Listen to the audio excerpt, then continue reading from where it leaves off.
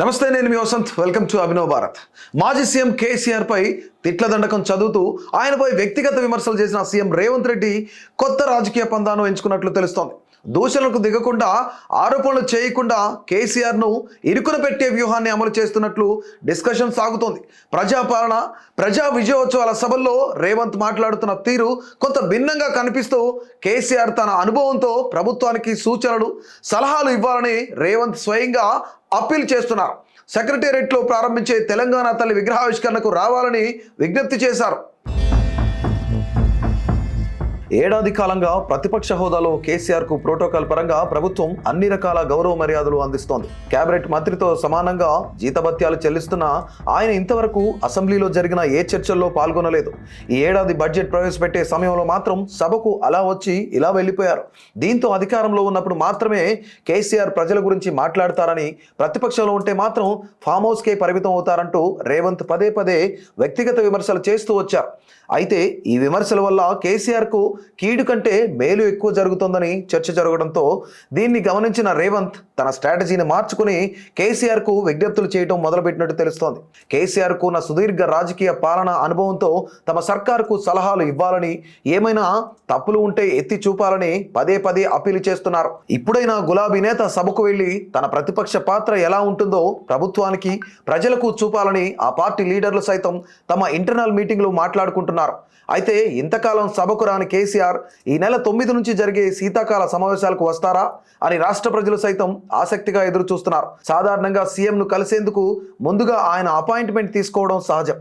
కానీ ప్రభుత్వం ప్రతిపక్ష నేత కేసీఆర్ అపాయింట్మెంట్ కోసం ఎదురు చూస్తోంది. ఈ నెల 9న సెక్రటేరియట్లో ఆవిష్కరించే తెలంగాణ తల్లి విగ్రహావిష్కరణకు రావాలని ఆహ్వానించేందుకు సమయం కోరగా ఇంతవరకు ఆయన ఆఫీస్ నుంచి ఎలాంటి ఆన్సర్ రాలేదని ప్రభుత్వ వర్గాల్లో చర్చ జరుగుతోంది.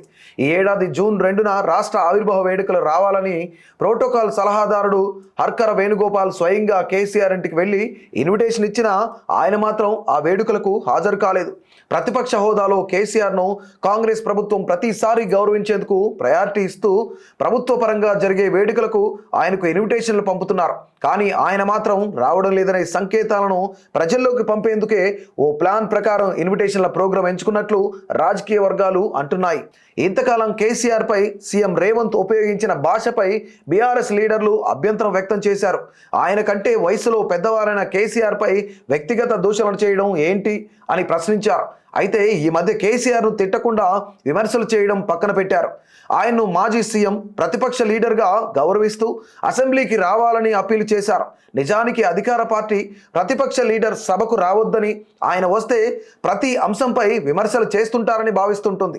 కానీ సీఎం రేవంత్ మాత్రం తన హోదాను పక్కన పెట్టి కేసీఆర్ సభకు రావాలని అప్పీల్ చేయడం వల్ల ఆయనకు పొలిటికల్ మైలేజ్ వచ్చిందనే డిస్కషన్ రాజకీయ వర్గాల్లో ఉంది.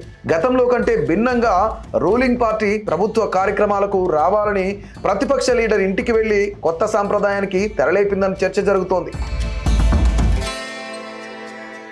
కేసీఆర్ మనస్తత్వం తెలిసిన గులాబీ లీడర్లు ఆయన ప్రతిపక్ష హోదాలో ప్రభుత్వ కార్యక్రమాలకు వెళ్లేందుకు ఇష్టపడరని, అందులో తను రూపొందించిన తెలంగాణ తల్లి విగ్రహాన్ని పక్కన పెట్టి కొత్త విగ్రహాన్ని ఆవిష్కరిస్తున్న సమయంలో ఆయన ఎలా వెళ్తారని ప్రశ్నిస్తున్నారు.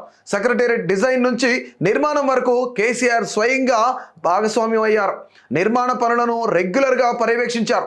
దీంతో సెక్రటేరియట్ కేసీఆర్ తన కలల సౌధంగా నిర్మించుకున్నారనే చర్చ అప్పట్లో జరిగింది. అలాంటి సెక్రటేరియట్ ప్రాంగణంలో జరిగిన మార్పులను కేసీఆర్ చూసేందుకు ఇష్టపడరని చర్చించుకుంటున్నారు. మరోవైపు సభకు రావాలని పదే పదే కాంగ్రెస్ విసురుతున్న సవాళ్లకు కేసీఆర్ మనసు మార్చుకుని అసెంబ్లీకి వస్తే ఆయన్ను ఇరుకున పెట్టేందుకు రూలింగ్ పార్టీ రెడీగా ఉంది. ఆయన పాలనలో జరిగిన తప్పిదాల జాబితాను శాఖల వారీగా వివరించే వ్యూహంలో ఉంది.